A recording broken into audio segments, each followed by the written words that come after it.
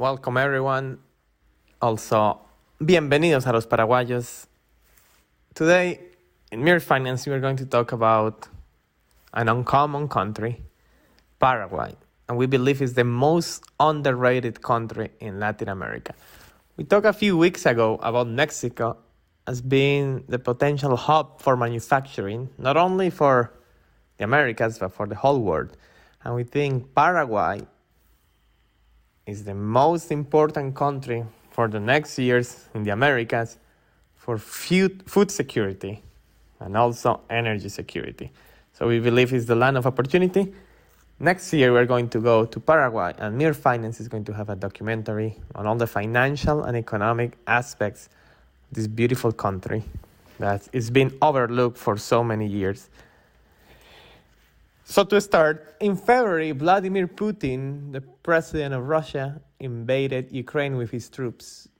This didn't cause just a lot of condemnations by the different Western powers, but Europe, the marvelous Europe, they had to bend their knee to the Russian gas because all the energy policies basically depended on Russia. So Russia took advantage of that.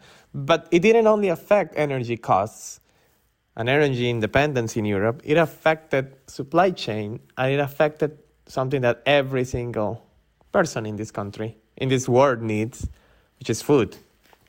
Why? Because between Ukraine and Russia, as you can see in this graph, they are heavily exporters for food.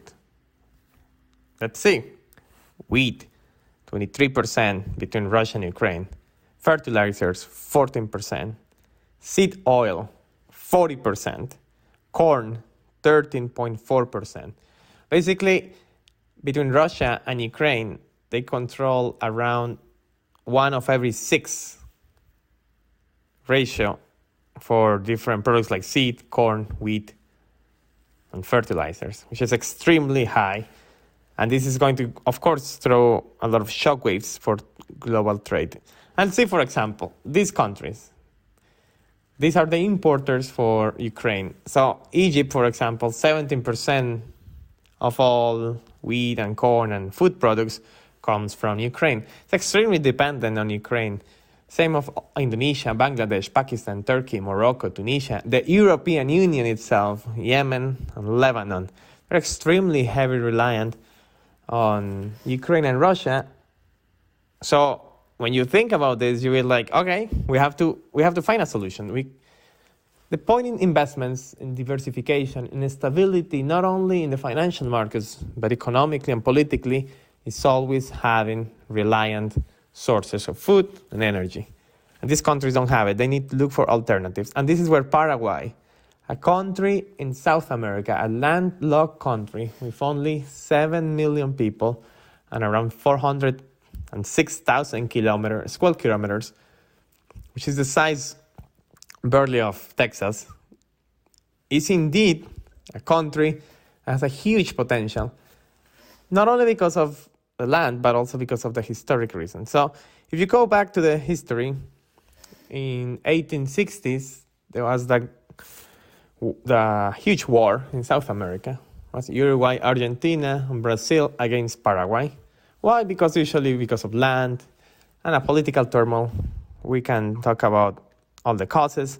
But the issue is that Solano, which is the general and dictator of Paraguay at the time, had a way of a doctrine that was completely overboard. He basically defended Paraguay until the last moment. He even sent kids and women to defend the capital, Asunción, and defend all the land, when at some point you need to back up and be like, all right, we need to give up, because it's going to just destroy our whole economy. But I think his pride and his way of trying to be a star in history actually really affected Paraguay until today. 160 years later, Paraguay still suffers the consequences of this war, because 90% of its population, of men population, died, and look at all the land they lost. Basically, Paraguayan territory is just the yellow one. And they used to hold all this other area here. So it's a rough situation. And what happened? Well, of course, if you don't have population, it's really hard to find labor. It's really hard to work the land. But if we go back to Ukraine and Russia, we need to find new countries that export the same, but with more reliability on their own energy and way more stable in their political turmoil. Although Latin America is not the star of political stability, Paraguay does offer a lot because it offers stability economically speaking. So, in the world rank as an exporter, is second in stevia, third in yerba mate, third in fleets of barge, fourth in soybean, fourth in electric power, sixth in soy wheat corn, and sixth in meat.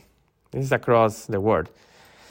The gross domestic product has been growing after the 80s tremendously. You can see the graph. It started at 4.2 billion in 1987 and is projected to go 56 billion in the next 5 years. So a growth of almost 20% from now, even more, 30% from now, even though after the pandemic, Paraguay is still going to grow. If you see more, the inflation rate pretty well controlled. Again, in the 80s, 90s, 38%. But since 2000s, 9%, 6%. And then lately, since 2011, it's always been 2.35%, and it's expected to be 4%. But if you have an inflation of 4% and a growth of 5%, you are doing well. You're doing well. The exports from goods also increasing. We don't have the figure for 2022, but it's around $12 billion.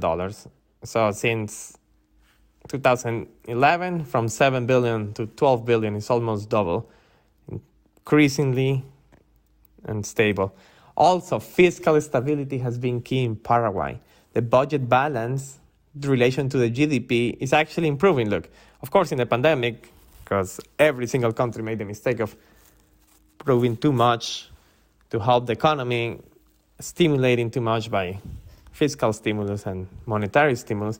But look at the relationship, 2%, negative 2% between the GDP, the budget and the GDP. It's a deficit that is really low, especially in Latin America.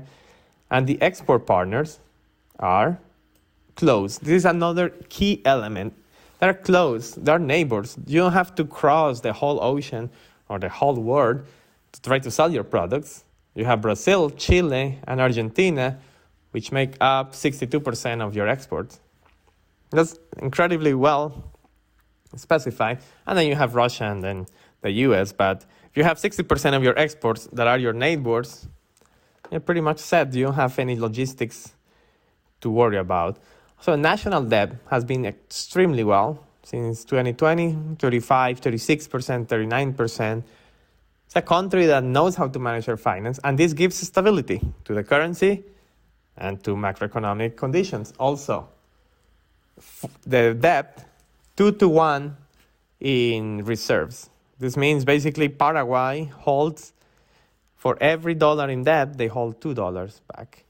And youth unemployment is key too, because youth unemployment at 16% is a little high. But the key here, and we'll talk about this, is that it has a great population, a very young population. In the US, for example, the median average age is 39 years. In Paraguay, we're going to see is around 28. So that gives a huge advantage. And also electric costs. Just look at between Argentina, Uruguay, Chile, Brazil, and Paraguay. Per every megawatt, it's only $41. And residential is $59. But industrial, you have such a small cost of electricity, it gives a lot of power for manufacturing. We also talk about this with Mexico. Mexico has a low electric cost, which is great for manufacturing. And just compare it to Brazil, for example.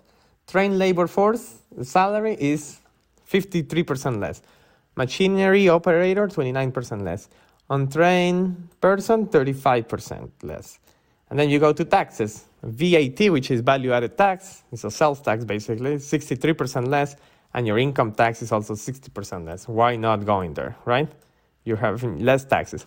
Competitiveness rank since 2012 has increased. Look, they were 122, now they are in rank 96, 95, 97. A lot of room to grow, but tremendous progress has been done. And this is where you have to go. Not when things are well, it's when they are starting to increase, when they're starting to improve, when there is a trend. And I think we look here at a grand slam. Corporate and sales tax at 10%. In theory, your corporate tax, by when you do all your taxes, your effective tax rate is around 1% after you have all the deductions and so forth. 95% of the land is suitable for agriculture. And then, by estimates on the World Trade Organization, every foreign direct investment since 2013 has provided a 22% return of equity, even after the foreign exchange conversion between the Guarani and whatever currency you have. And this is what we're saying, 70% of the population is younger than 35 years. So it's a population that's going to consume, that's going to work, that's going to provide a lot of good and quality labor. And there's also a key element for companies, is the free flow of capital and dividends, because you don't have, your banking system is not going to be like, oh, what are you doing? Where is the money coming from? The regulation is really low. Even, for example, for residents, you only have to be there for 3 months and you will get your residency first. It used to be that you have to pay $3,000 and stay there for 3 months. Now you don't even have to pay the $3,000. Within 3 months, you are going to have your residency. And this also allows for free flow of capital and dividends. So if you invest in the country, you can repatriate your money easily. So here we're looking at a grand slam, a country that is beautiful, has great land, it has great people, but it also has a competitive advantage in energy, in manufacturing, in fiscal policy, in political policy. Of course, there is a lot of room to grow, right, politically speaking, and so forth. But the fiscal discipline and inflation control, and in this time of green energy, well, 99% of the electricity is produced from hydroelectric power, and 98% of all the land in Paraguay has access to electricity. So here's looking at a grand slam country. So I believe this country is amazing to watch. We were going to see next year, and we're going to keep you posted. But Paraguay, most underrated country in Latin America, and the future of food stability in the region. Thank you. Don't forget to subscribe, and happy Thanksgiving to everyone.